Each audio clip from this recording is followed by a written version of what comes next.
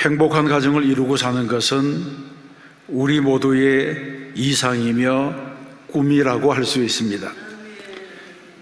가정은 사랑의 보금자리이자 가족들의 생활의 터전이기도 합니다. 고달픈 인생살이의 안식처가 됩니다. 그리고 가정을 이루고 살아가는 것은 하나님의 창조 질서입니다.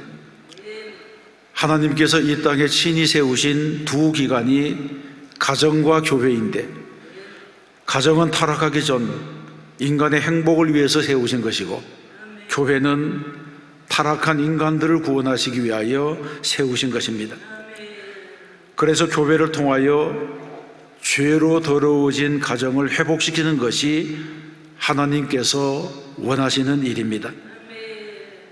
그러므로 성도가 가정의 창시자가 되시고 행복의 원천이 되시는 하나님을 가정에 모시고 살아갈 때에 여호와께서 주신 기업인 가정이 천국이 되고 은혜가 넘치는 삶의 터전이 되는 것입니다. 특별히 가정은 자녀들의 요람이기 때문에 더욱 중요합니다. 레바논계 미국인으로 예술가이고 시인이고 작가인 칼리 지브라는 자녀 교육에 대한 유명한 시를 썼습니다. 아이들이라고 하는 시입니다. 당신의 아이들은 당신의 소유가 아닙니다. 그들은 당신을 거쳐 태어났지만 당신으로부터 온 것이 아닙니다. 당신과 함께 있지만 당신에게 속해 있는 것이 아닙니다. 당신은 아이들에게 사랑을 줄 수 있지만 생각을 줄 수는 없습니다. 그들은 자기의 생각을 가지고 있기 때문입니다. 당신은 아이들에게 육체의 집을 줄 수 있어도 영혼의 집은 줄 수 없습니다. 당신이 아이들처럼 되려고 노력하는 것은 좋지만 아이들을 당신처럼 만들려고 하시는 마십시오. 삶이란 뒷걸음쳐 가는 법이 없고 어디에 머물러 있는 것도 아니기 때문입니다. 이런 글입니다.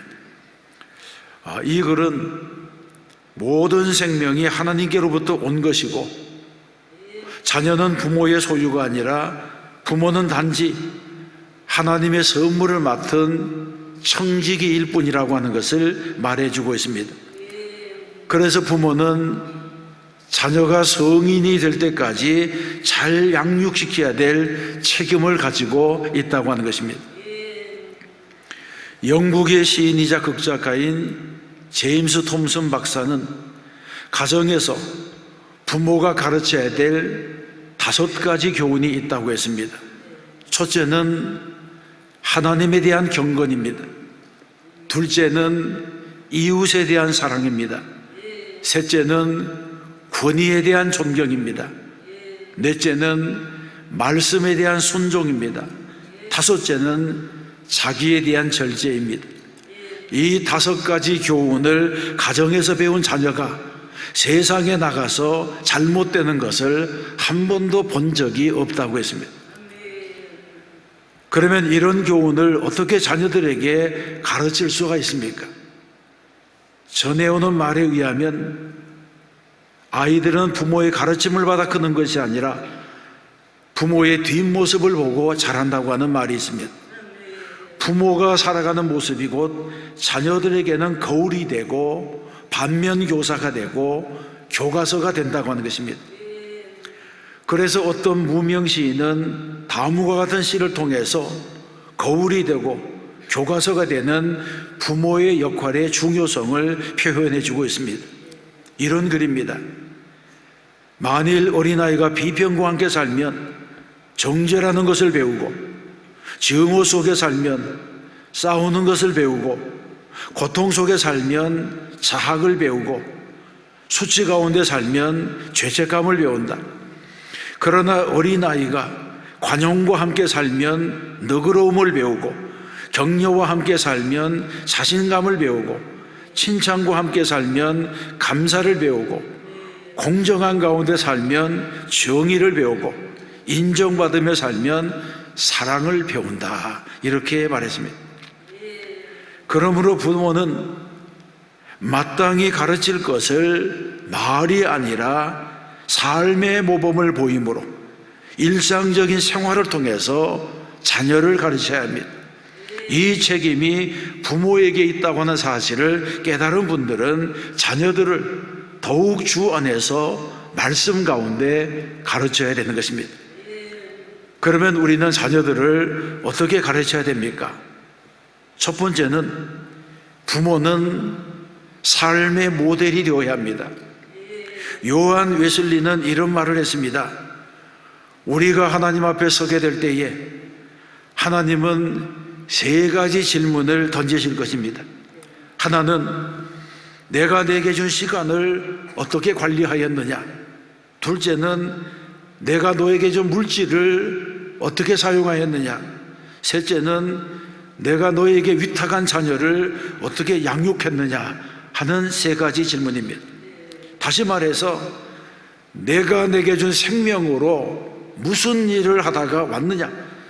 내가 너에게 된 물질을 어디에다 사용하고 왔느냐? 내가 너에게 선물로 준 자녀를 어떻게 기르고 왔느냐? 이 사실을 물으실 것입니다. 이 질문에 바르게 대답하는 사람이 착하고 충성된 종이라고 하는 칭찬을 받게 되는 것입니다. 그러면 우리는 어떻게 칭찬받는 부모, 칭찬받는 종이 될 수가 있습니까? 우리는 몇 가지에 주목해야 됩니다. 첫 번째는 부모는 생활의 본이 되어야 합니다. 부모의 말은 자녀들이 들을 수도 있고 안 들을 수도 있지만 자녀들이 눈으로 본 것은 결코 잊지 않습니다. 그러므로 부모는 가정에서 진실한 신앙생활과 헌신된 삶의 모습을 보여주어야 합니다. 세상 사람들의 눈은 다 속일 수 있지만 자녀는 속이지 못합니다. 자녀들이 보는 데서 성경을 읽고 기도를 하고 헌금을 드리는 모습을 보여주면 이것이 100번의 교훈보다도 낫습니다. 성도는 꿈에서라도 교회나 목사를 비판하는 말을 하면 안 됩니다. 밥상머리에서 교회나 목사를 비판하는 말을 듣고 자라난 자식에게는 그것보다 더 큰 저주가 없습니다. 이런 가정의 자식들은 교회에 남아있지 못합니다. 두 번째는 기도하는 부모가 되어야 합니다. 우리는 자녀들을 위해서 자꾸 기도해 주어야 됩니다. 축복해 주어야 됩니다. 어떤 분이 화초를 키우면서 한 화분에는 축복 기도를 하면서 물을 주고 다른 화분에는 그냥 물을 주었다고 합니다. 그런데 축복을 해준 화분은 꽃도 탐스럽게 피고 향기도 잘 나는데 별 관심을 기울이지 않은 그런 화분은 시들시들 말라가더라는 것입니다. 식물도 축복을 받으면서 자란 것과 그렇지 못한 것이 달라집니다. 우리 자녀들도 마찬가지입니다. 우리는 아이들에게 젖이나 주고 맛있는 것을 먹이는 것으로 다 되었다고 생각하면 안 됩니다. 우리는 자녀들에게 무엇보다도 축복 기도를 계속해 주어야 합니다. 부모는 누구보다도 자녀를 찬양합니다. 그렇다면 그 사랑이 기도로 나타나야 합니다. 부모의 눈물의 기도가 있으면 그 자녀는 반드시 하나님께서 책임져 주십니다. 하나님께서 축복해 주십니다. 자녀들에게 물려줄 물질적인 유산이 없다면 기도와 신앙의 유산을 물려주세요. 그러면 그 자녀는 복된 자녀가 될 것입니다. 저는 어린 시절부터 할머니의 축복 기도를 받으면서 자라왔습니다. 항상 할머니가 기도할 때마다 기도의 마지막에는 창범이는 주의 종이 되게 해달라고 하는 소원의 기도를 드리셨습니다. 그 기도를 듣고 자란 제가 오늘 목사가 된 것입니다. 세 번째는 축복의 문을 여는 부모가 되어야 합니다. 자녀를 위하여 축복받는 일을 가르쳐 주어야 됩니다.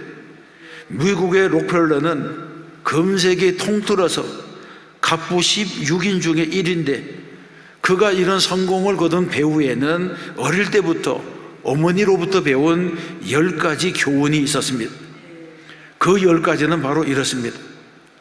첫 번째는 하나님을 친아버지 이상으로 섬겨라. 친아버지보다 더 중요한 공급자가 바로 하나님이시라는 것입니다.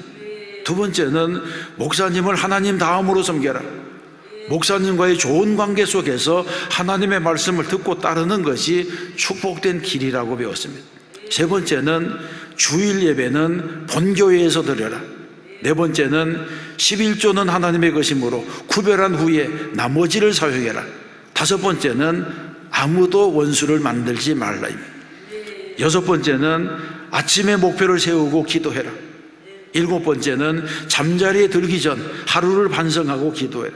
여덟 번째는 아침에는 꼭 하나님의 말씀을 읽어라. 아홉 번째는 남을 도울 수 있으면 힘껏 도와라. 열 번째는 예배 시간에는 항상 앞자리에 앉아라. 이런 신조를 어릴 때부터 귀에 딱지가 앉을 만큼 듣고 배운 록펠러는 이 어머니의 십경이 자신의 신조가 되어서 일생을 이 교훈대로 살아가고 마침내 축복의 통로가 된 것입니다. 그러므로 우리는 주의 말씀을 가르치는 부모가 되어야 합니다. 시대가 아무리 달라져도 주의 말씀과 교훈은 변하지 않습니다. 우리는 자녀들에게 주일 성수를 가르쳐야 됩니다.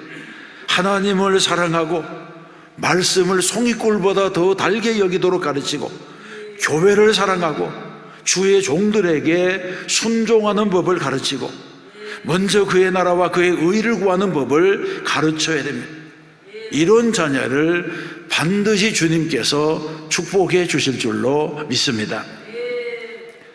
또 부모는 자녀들에게 효도하는 것을 가르쳐야 합니다. 자녀들이 저절로 효도할 것이라고 기대해서는 안 됩니다. 많은 부모들이 자녀들을 위해서 말로 다 할 수 없는 희생과 헌신을 하면서도 효도하는 것을 가르치지 않습니다. 당연히 효도를 가르쳐야 되는데 효도를 가르치는 일이 무슨 죄를 짓는 일처럼 못 가르칩니다. 그러나 여러분, 자녀는 노년의 가장 좋은 동반자입니다. 자녀보다 더 좋은 인생의 동반자가 없습니다. 효도하는 자녀보다 더 좋은 노후 대책이 없습니다. 최고의 노후 대책은 바로 자녀입니다. 이렇게 되려면 자녀들에게 마땅히 부모에게 행해야 할 것을 가르쳐야 됩니다.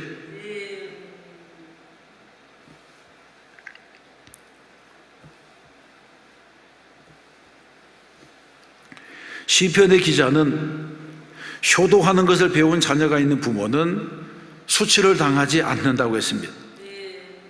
우리는 자녀들에게 하나님께 예배하고 부모님께 효도할 것을 가르쳐야 됩니다. 하나님께서 주신 기업인 자녀들을 귀하게 여기고 신앙으로 잘 가르쳐서 자녀들로 인하여 하나님께 영광을 돌리고 상급과 면류관을 받으시는 성도가 되시기를 바랍니다. 두 번째로 살펴볼 것은 어린이는 아름다운 꽃과 같습니다. 어린이가 꽃과 같다고 하는 것은 꽃이 아름답기 때문입니다. 꽃은 꾸미지 않아도 아름답습니다. 아이들도 마찬가지입니다. 아이들은 어른들처럼 화장을 하지 않아도 고운 옷을 입지 않아도 귀엽고 아름답습니다. 우리가 꽃을 볼 때 자연 그대로의 아름다움에 감탄하는 것처럼 아이들도 있는 그대로 순수하고 아름답고 깨끗합니다. 어린 아이들이 티 없이 맑은 눈동자 속에는 진실함이 있습니다.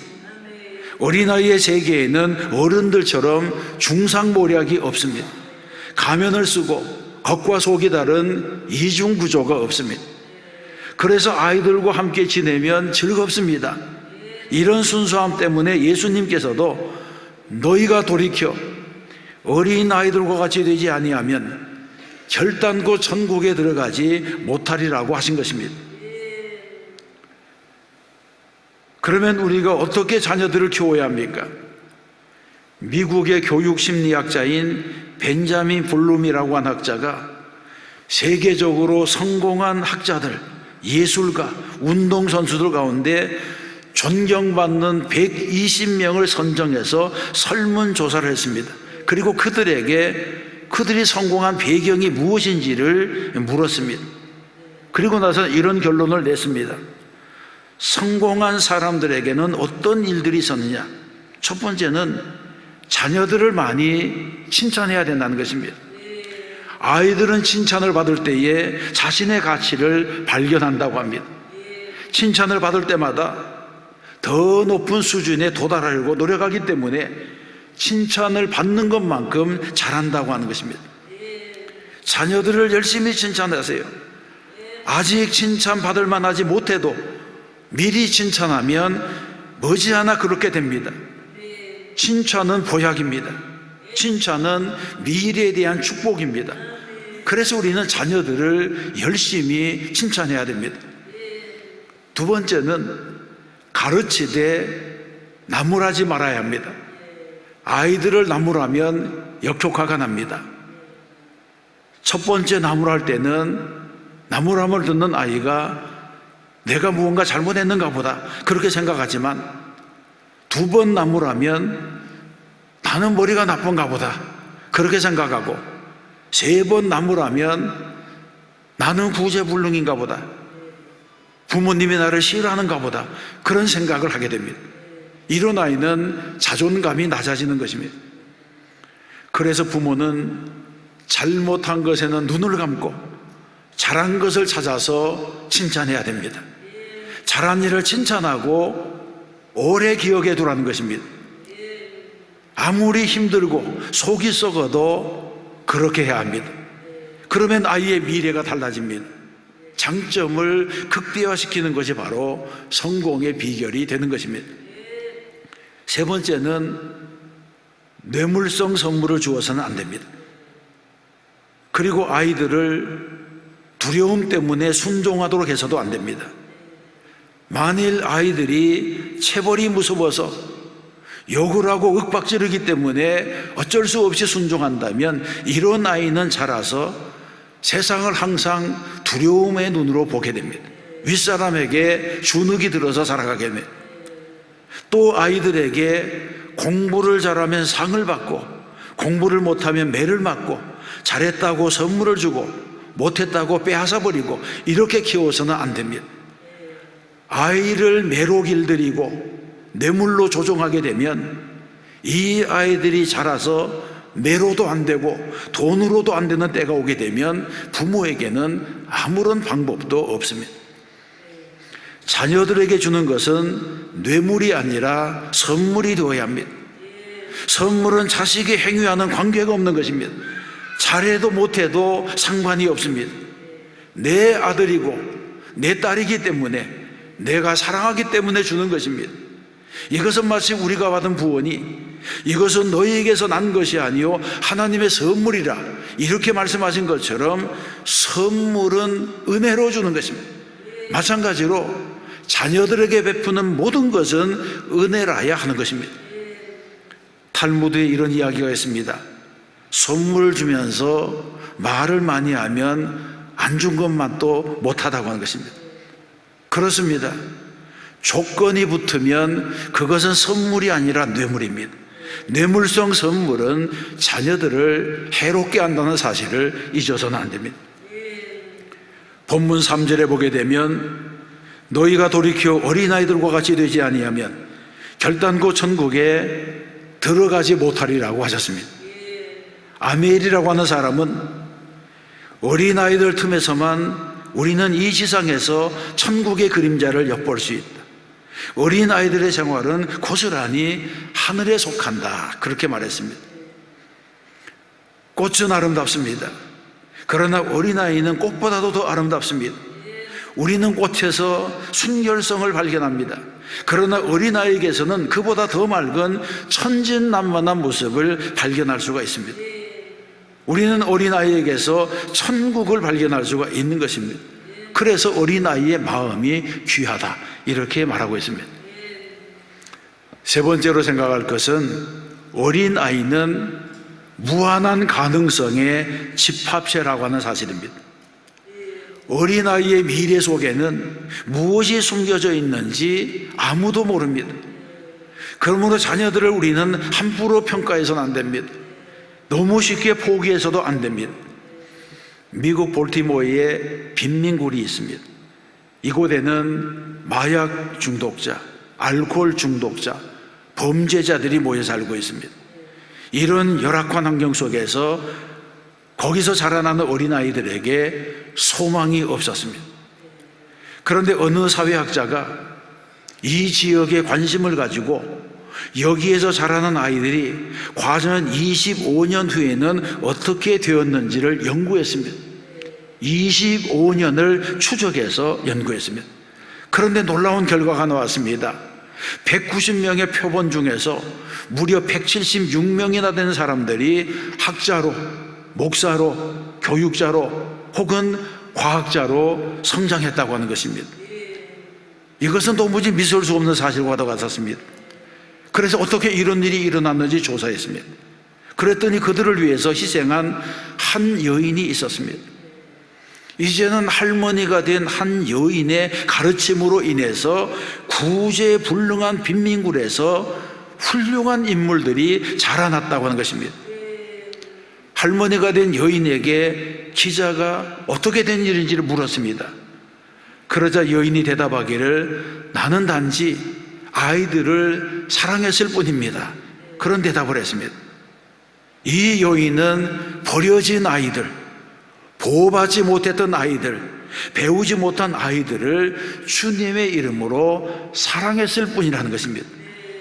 사랑이 메마른 빈민굴에서 한 여인이 사랑을 베풀자 아이들이 반응하고 아이들이 변했습니다. 비록 내 어머니가 아닐지라도, 내 육신의 아버지가 아니더라도 누군가 한 사람이 그리스도 안에서 진정한 사랑을 가지고 다가와서 아이들을 인정해주고 아이들의 말을 들어주고 함께 기뻐하고 함께 슬퍼하고 사랑해주자 이 아이들이 변했다고 하는 것입니다. 귀한 사람으로 거듭나게 되었습니다. 이처럼 사랑이라고 하는 것은 사람을 변화시키고 세상을 구원할 만한 가치가 있습니다. 사랑하는 성도 여러분, 어린이는 우리들의 소망입니다. 예수님은 어린아이들 속에서 하나님의 나라와 미래에 대한 가능성을 보셨습니다. 이 세상에서 가장 아름답고 귀한 것은 꽃보다도 더 아름다운 어린이들입니다. 어린이들은 인생의 계승자가 되고 소망의 씨앗이 되고 내일을 밝히는 등불이 되기 때문입니다. 5월은 가정의 달이고 오늘 3부 예배 시간에는 유아 세례를 베풀게 됩니다. 성경에서 말씀합니다. 아비들아, 너희 자녀를 노예케 하지 말고 오직 주의 교훈과 훈계로 양육하라, 이렇게 말씀합니다. 우리는 이 말씀처럼 자녀들을 주의 교훈으로 양육하고 신앙 안에서 키우는 가정이 되어야 합니다. 그리하면 하나님께서 우리 교회에 수많은 믿음의 명공가를 세워주실 줄로 믿습니다. 또한 주가 믿음으로 살고 말씀대로 살아 승리하는 성도가 되시기를 주님의 이름으로 축원합니다.